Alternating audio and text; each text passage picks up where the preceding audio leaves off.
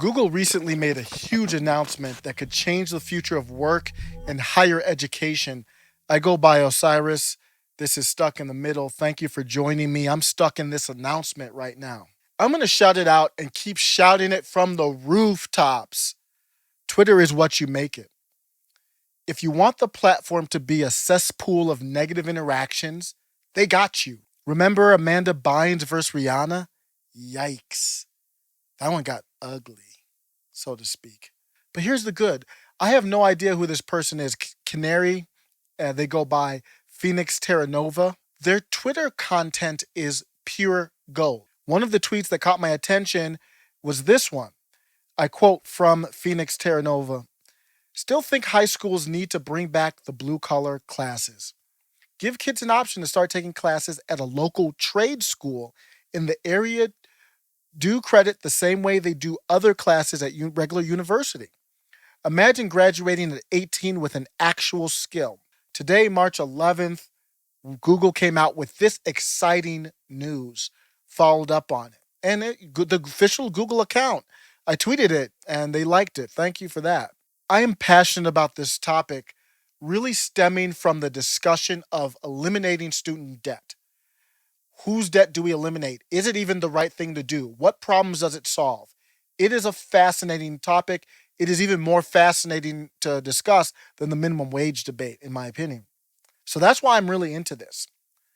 Uh, Universities can't be happy to hear the news about people debating eliminating debt because all it brings up is remember, you go to these schools, you either got to pay a lot if you're lucky enough to come from a family or have the wealth yourself, or you've got to go in debt, or if you get a scholarship. It is very expensive. Many people view college as a door to enter a higher class. We're all fighting for our piece of the pie.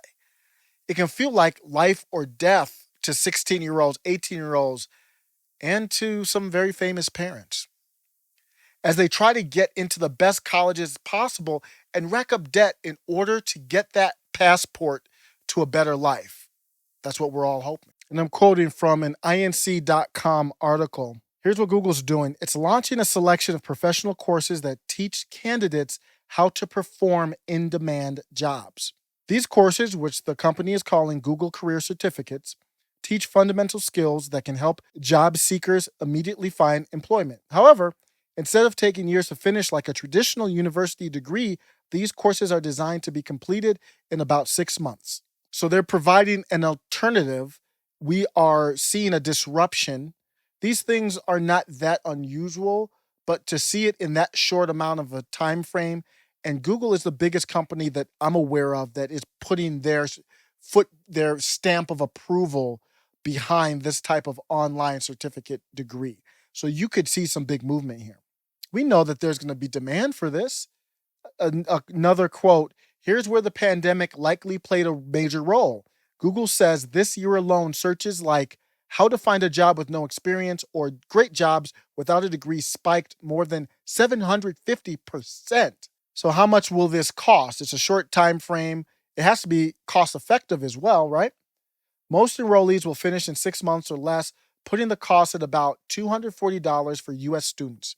Some may need only 3 months, cutting that cost in half. Google is offering 100,000 need-based scholarships in the US.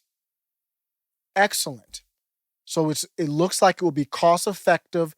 On top of that, they'll still have scholarships. I'm really excited about this. Much props, much respect to Google. I really like what I hear and see of this. I wish them success in this area. This reminded me of another tweet from this, I think it was the same day. This is, and I quote, and this is from a different user. I'll put the user in the overlay. But the tweet is, the fact that we choose our majors at 18 and then graduate at 22 under the notion that we'll be doing the profession we choose at 18 is wild. I agree with that. And there are many people who are lucky enough to have chosen the profession they love and stuck with it, and it's been good. But it's been many people. I'll tell you my story. I'm from Ohio, but I went to the University of Michigan, Ann Arbor. Crazy. Yes, I know. They're rivals, all that. But when it came to education, I grew up as an Ohio State football fan. I didn't give a damn. I wasn't going to be on the football team. So I didn't care about that. I wanted which school would be a best fit for me. And I went there. I majored in math. You know why I majored in math? Because I got A's in math and I got other things in the other classes. So math was keeping me afloat. I'm like, let me just go with what is working. I like math. I didn't know what I was going to do. But then I figured it out. I didn't want to be a teacher. So I started out my career as an actuarial analyst, believe it or not. It's a profession that many people love once they get into it. A great profession, but I didn't have the passion for it. So I had the passion for math, but not to do that every day for 30 years or whatever it is in your life. So I'm in a completely different field now. The other thing about college, and maybe some of you can relate to this, please comment in the section if you didn't go to college, how things went. I'm not a person who looks at a college degree as some type of magical stamp of approval on somebody. I I, I look at the content of what you share, deliver, and provide to me. So I went to college just because that was the thing to do. I mean, that's the portal into the next class, right? But tell me what you think. If you did go to college, if you didn't, what's your position on this article and college? The other thing about college for me personally, that was when I found out about women, and there were a lot of women. And so I kind of minored in other things, and I was an idiot at 18. So choosing my profession, doing all that, of course, I thought I knew everything, and I knew nothing.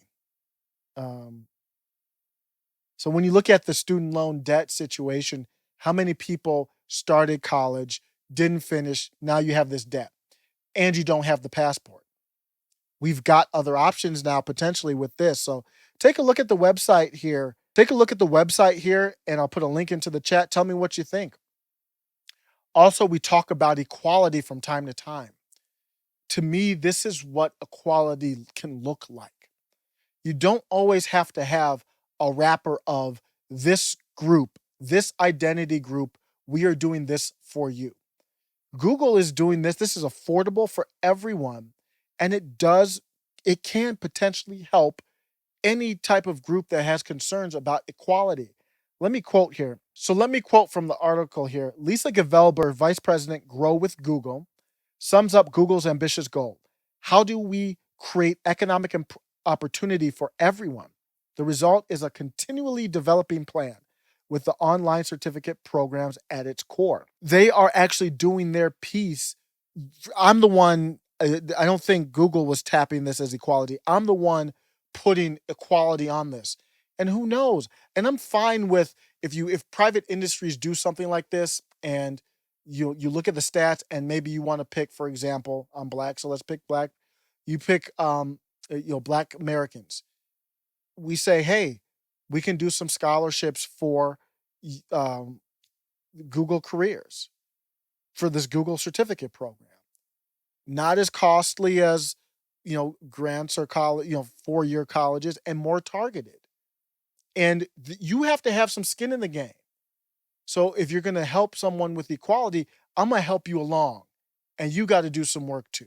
I think this is a great opportunity to look at, and it's for everyone, not just any type of minority group or anybody else. So, is this going to have credibility? The article says passing the assessments won't be easy. It'll be rigorous with more than 100 assessments for each course. It's not uncommon for a student to stumble even on their first assessment. It can't be too easy, otherwise, this thing won't be worth the digital time spent on it. It's got to be a challenge. It's got to prove once you're done with this, you have something that employers can work with. Otherwise, it's not worth anything. They're also working with Glassdoor, LinkedIn. This is the power of Google putting their stamp on it. They can go and work with any company in the world. Any company in the world wants to do business with Google. You can imagine how this could help millions in need. So here's what I'm taking away from this. How are we going to eliminate student loan debt and not do anything else? That's the part of the discussion that I don't understand. If you eliminate student loan debt from whichever groups, it can't be a mass elimination of debt.